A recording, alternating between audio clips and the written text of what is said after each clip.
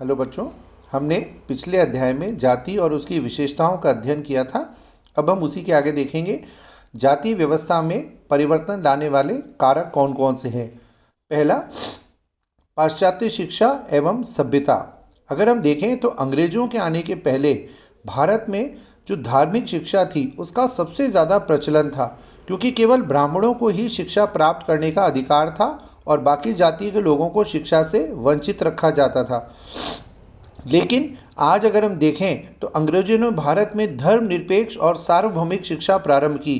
इस शिक्षा ने भारतीयों को रूढ़िवादिता से मुक्ति दिलाई, लोगों को धर्म के आधार पर जो फालतू की विचारधारा उनके दिमाग में थी उनको दूर किया और समानता और भाईचारे की भावना पैदा की।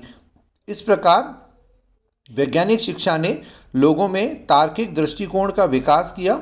इस प्रकार जाति व्यवस्था निर्बल होती चली गई। दूसरा, औद्योगिकरण और नगरीकरण। औद्योगिकरण के कारण भारत में कई बड़े बड़े कारखानों की स्थापना होने लगी। लोग अलग अलग जातियों के साथ काम करने लगे। इससे जाति का जो अलग अलग व्यवसाय था वो बदलता चला गया।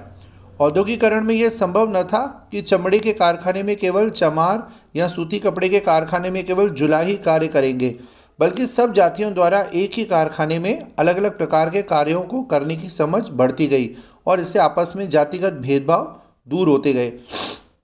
तीसरा, धन का बढ़ता हुआ महत्व। वर्तमान समय में अगर हम देखें तो जन्म के स्थान पर आज एक व्यक्ति के गुण और धन का महत्व बढ़ रहा है। व्यक्ति का मूल्यांकन आज समाज में उसकी जाति के आधार पर न होकर उसकी संपत्ति व गुणों के आधार पर होने लगा है। आज निम्न जाति के लोग भी समाज के उच्च उच्च पदों पर काम करने लगे हैं। चाहे वो महिला हो चाहे पुरुष हो, दोनों को समाज में समान परिस्थितियां प्राप्त होने लगी हैं और समाज में धन का बढ़ता प्रभाव जातियों की प्रभुत्वता को कम कर रहा है। चौथा, स्वतंत्रता आंदोलन। अंग्रेजों से मुक्त पाने के लिए स्वतंत्रता आंदोलन के दौरान हमारे राष्ट्रीय नेताओं ने सभी देश के लोगों को जातीय भेदभाव भुलाकर इन आंदोलनों के प्रति आह्वान किया, जिसके फलस्वरूप विभिन्न प्रकार के प्रांतों, धर्मों, जातियों और भाषाओं से संबंधित लोग एक ही झंडे के नीचे एकत्र होकर आंदोलन करने लगे। सभी जाति के लोग जेलों में साथ रहते, खाते पीते, उठते बैठते और धीरे धीरे इससे जातियों के बीच का जो भेदभाव था वो समाप्त होने लगा।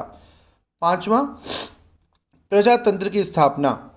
स्वतंत्रता प्राप्ति के बाद अगर हम देखें तो देश में प्रजातंत्र की स्थापना की गई।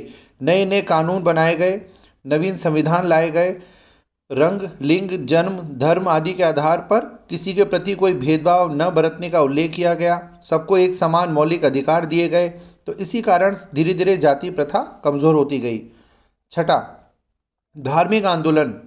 इसका मतलब है कि ब्रह्म समाज, आर्य समाज, राधा कृष्ण समाज, नामदेव, कबीर आदि संतों ने, गुरु नानक ने कई प्रकार के जाति के दोषों की कटु आलोचना की और धीरे धीरे जाति में छुआछूत और ऊंच नीच की भावना को समाज में खत्म करने का योगदान दिया। सातवां, यातायात व संचार के साधनों में उन्नति।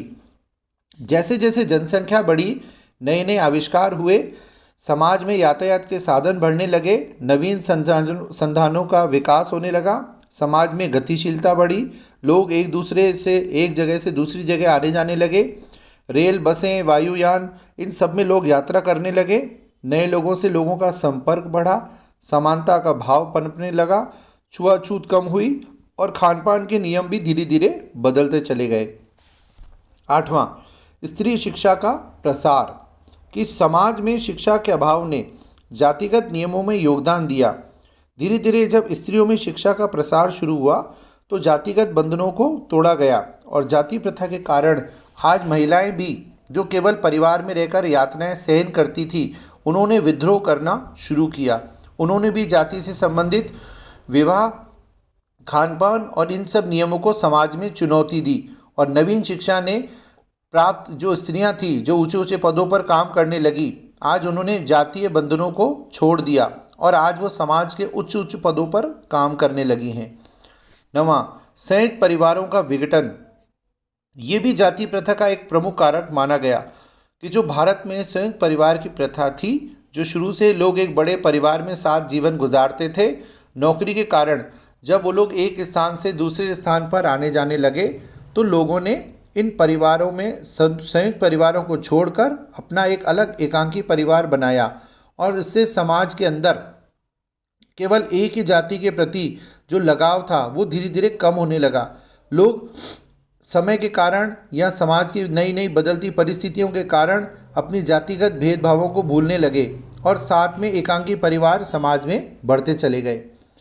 10वां, जाति पंचायतों का ह्रास।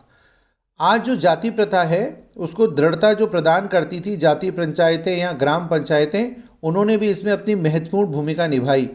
जो जाति के नियम तोड़ने वालों को दंड देती थी, उनके डर से सब नियमों का पालन करते थे।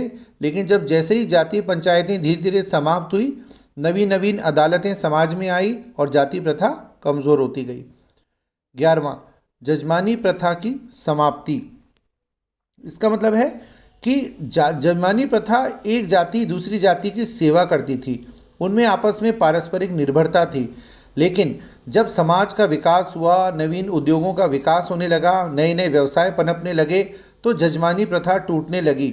लोग अपने जाति व्यवसाय के स्थान पर दूसरे नए नए व्यवसायों को समाज में करने लगे और समाज में जो एक पैतृक जातीय व्यवसाय की बाध्यता थी वो धीरे धीरे समाज में ख़त्म होती गई और लोग नए नए अलग अलग प्रकार के व्यवसायों को करने लगे।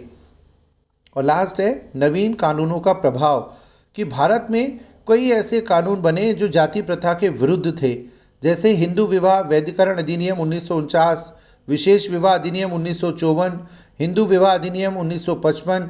इन सब चीज़ों ने स्त्री पुरुषों के विवाह को वैध घोषित किया और धीरे धीरे भारत में छुआछूत का स्थान खत्म होता रहा। लोग एक दूसरे की जातियों का आदर करने लगे और समाज में ये जो जाति प्रथा में भेदभाव थे ये भावना घटती नज़र आने लगी और धर्म का प्रभाव भी समाज में धीरे धीरे कम होने लगा। ये थे आपके जाति व्यवस्था में परिवर्तन लाने वाले कारक हैं जिन्होंने हमारी पूरी जाति व्यवस्था को समाज में बदल के रख दिया। Thank you.